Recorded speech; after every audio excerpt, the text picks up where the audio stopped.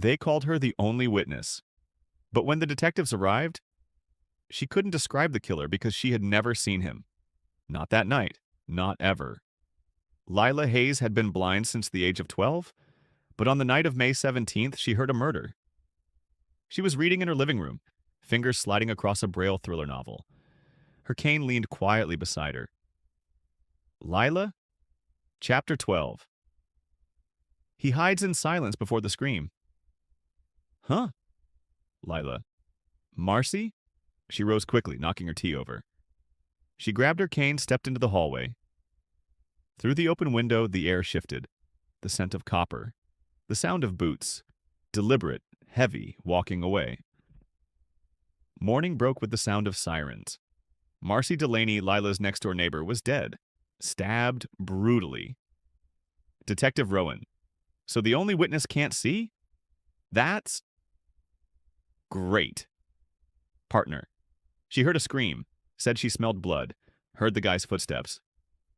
Detective Rowan was a man of facts, logic, evidence, not intuition, especially not from a blind woman. Police knocking on Lila's door. Lila, I heard it. I can help.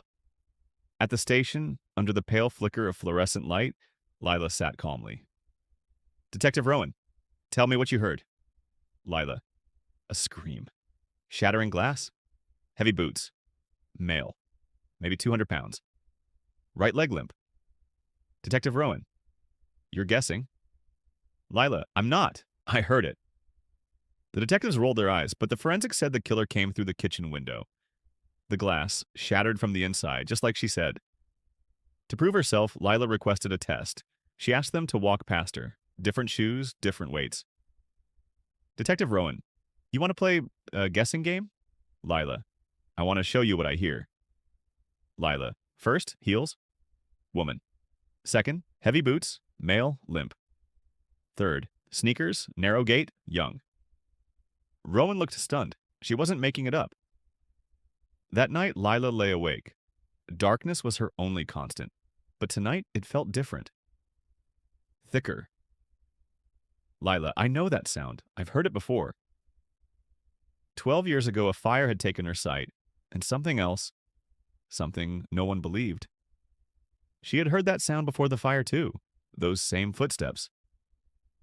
Lila. It's the same person. It's him.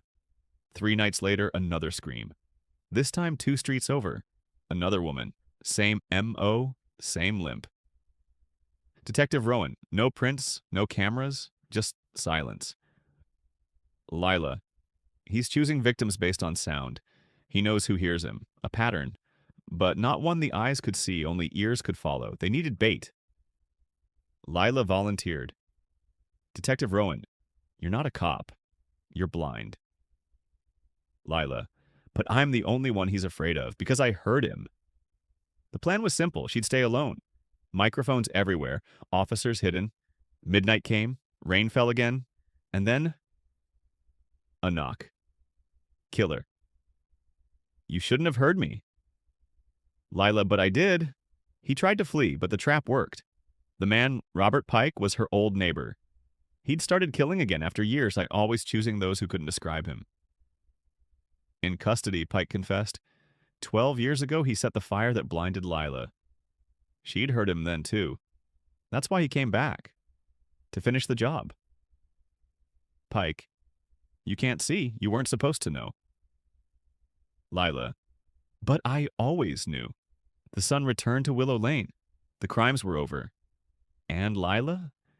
She finally rested. Not because the darkness was gone, but because it didn't scare her anymore.